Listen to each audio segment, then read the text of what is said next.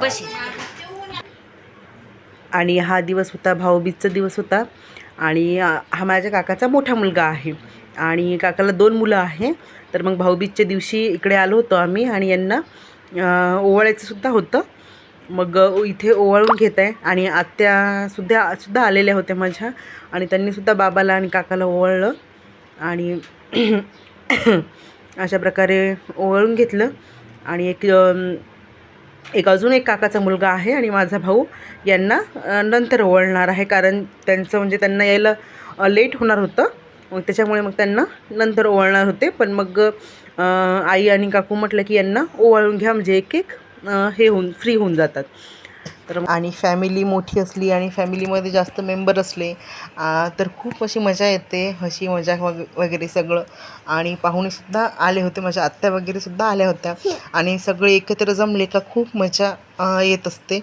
आणि आता लग्न झाल्यानंतर ना हे जे क्षण आहेत ते खूप कमी येतात वाटायला, कारण म्हणजे दिवाळी किंवा मग उन्हाळ्यामध्येच आपण माहेरी जात असतो त्यामुळे. नाहीतर तर लग्ना अगोदर म्हणजे छान मस्त काही कार्यक्रम वगैरे असला की सर्वांच्या भेटी होतात. पण लग्न झाल्यानंतर मात्र कधीच म्हणजे कोणत्या कारणामुळे आपण कधी कोणत्या कार्यक्रमात जाऊ नाही शकत. तर असं असतं. तर इथे माझ्या मिस्टरांना ही माझ्या मामाची मुलगी आहे जी माझ्या काकाच्या मुलाला दिली आहे. तर माझ्या मिस्टरांना ओवाळत आहे ती. आणि ही मामी आत्या वगैरे आहे इथे आणि आमची असंच ओवाळता म्हणजे हसी मजाक वगैरे चालू होती. तर त्या गोष्टींवर आम्ही हसत होतो. आत्यांनीसुद्धा बाबाला काकाला ओवाळून घेतलं होतं. आणि इथे आमची रात्री आल्यानंतर मामासोबत मस्ती चालू आहे आणि याला जास्त मस्तीच पाहिजे असते आणि मस्ती नसली का मग याची चिडचिड चालू असते. पहा कशा प्रकारे मस्ती करत आहे.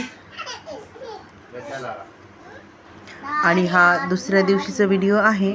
आणि आमच्या गावामध्ये दिवाळीला यात्रा भरत असते अशी, आणि पाळणे वगैरेसुद्धा येत असतात. तर थोडंसं एन्जॉय म्हणून म्हटलं चला थोडंसं माइंड पण आपला फ्रेश होतो बाहेर गेल्यावर, आणि बाळाला पण म्हणजे शिवांशला पण पाळण्यात वगैरे बसवून आणणं होते, म्हणून मग आम्ही गेलो होतो यात्रेमध्ये. तर आई, मी, माझे मिस्टर आणि शिवांश असे आम्ही 4घीजणं गेलो होतो यात्रेमध्ये. आणि बाहेर तिकीट वगैरे काढून घेतलं आणि मग आत गेलो. अशी दुकानं वगैरे लागलेले होते आणि असे पाळणेसुद्धा होते. छान रोषणाई होती, ते पाहून छानच वाटत होतं. पण इथे ना या जाग्यावर खूप कमी असे दुकानं होते.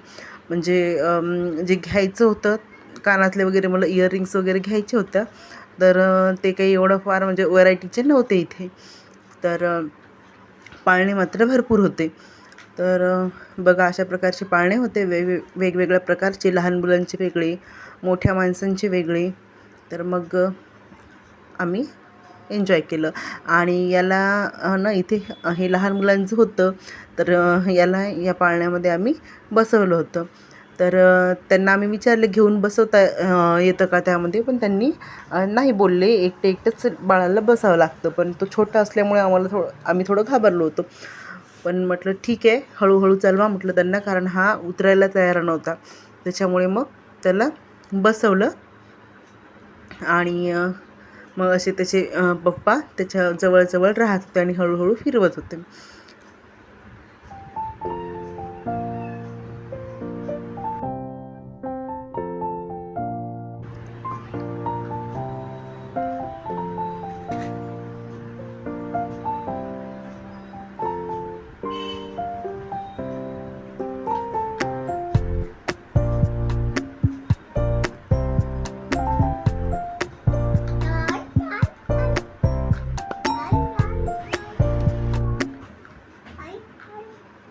आणि मग खेळून झाल्यानंतर त्याला आम्ही उतरवत होतो खाली, पण त्याला यायचं नव्हतं, त्याला अजून खेळायचं होतं. त्याला खूप आवडलं होतं गाडीमध्ये बसायला आणि अजून गाडी म्हणून तो बसूनच राहत होता, त्यामध्ये उतरत काही नव्हता.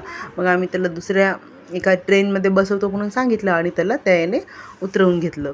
आणि मग आम्ही गेलो समोर आणि असे छान म्हणजे नाश्त्याचे गाडेसुद्धा तिथे लागले होते. वडापाव, पावभाजी, त्यानंतर डोसा वगैरे असे पाणीपुरी हे होतं तिथे. तर आणि ही ट्रेन होती, ही ट्रेन पण लहान मुलांची होती. तर यात पण मग बसवलं आणि यामध्ये म्हणजे मोठे माणूस बसू शकत होते, म्हणून मग त्याच्या पप्पाला घेऊन बसवलं आणि शिवांशने छान एन्जॉय केलं त्याच्या पप्पासोबत. यामधून सुद्धा तो खाली उतरत नव्हता, त्याला म्हणजे खूप जास्त आवडली ट्रेन आणि गाडीसुद्धा त्याला अगोदरच आवडते. इथे डोसे बनवत होते तर म्हटलं डोसे खावं आणि आईने मी डोसा घेतला. माझ्या मिस्टरांनी काही घेतला नाही, एवढा काही विशेष नाही वाटला. जसं नागपूरला टेस्ट असते त्याप्रमाणे काही टेस्ट नव्हती. त्याच्यामुळे मग आता घेतल्यानंतर तर खावंच लागणार होतं म्हणून खाल्ला. आणि मग यात्रेमधून काय काय आणलं तर ते तुम्हाला दाखवते. तर हे जे आहे ना, हे म्हणजे देवासाठी नैवेद्यासाठी प्लेट आणली होती आणि तिथे गेल्यानंतर आपल्याला काही ना काही खरेदी असं करावंच वाटतं. त्याच्यामुळे मग थोडीफार खरेदी केली. असं खूप काही घेण्यासारखं नव्हतं, पण जे मला पाहिजे होतं ते घेतले. ही चाळणी घेतली, छान चाळणी होती, कलरही छान होता आणि स्ट्रॉंग वाटत होती, त्यामुळे घेतली चाळणी. आणि हे छोटंसं स्टीलचं भांडे ठेवण्याचं टोपलं मला दिसलं तिथे आणि मला खूप दिवसाचं घ्यायचंसुद्धा होतं, त्याच्यामुळे मग ते पण घेतलं. आणि इयरिंग वगैरे घ्यायचे होते तर मग ते सुद्धा घेतले. आता हे जे आहे ना इयरिंग, आम्ही तिथून नाही घेतले, जिथे आम्ही पाळणे वगैरे तुम्हाला बघितलं तुम्ही तिथे नव्हते, ते दुसऱ्या ठिकाणी म्हणजे यात्रा भरली होती आणि पाळण्यांचं वेगळं दुसऱ्या ठिकाणी होतं. तर मग हे मोत्याचे नव्हते माझ्याकडे इयरिंग्स, मग ते आवडले, मग त्याच्यामुळे मी ते घेतले. एक लिपस्टिकसुद्धा घेतली. आणि आपल्या बायकांचं कसं असतं ना, आपल्याला किती पण असलं तर कमीच असतं आणि कुठे गेलं बाहेर की आपल्याला खरेदी करावीच वाटते. आणि हे छान असं मंगळसूत्र देखील मला आवडलं होतं, छान वाटलं, म्हणून मग ते सुद्धा खरेदी केलं. आणि म्हणजे मी असं बोलणारच होते, म्हणजे बोलून सांगणार होते, बट घरात बोलणं वगैरे चालू होतं, त्यामुळे मग व्हॉइस ओव्हरच केला. आणि हे सिल्वर कलरचे जे आहे तर ते सुद्धा मला फार आवडले होते. ड्रेसवर पण आपण म्हणजे घालू शकतो आणि साडीवरसुद्धा घालू शकतो. तर अशा प्रकारे आमचा दिवस संपला. बाय.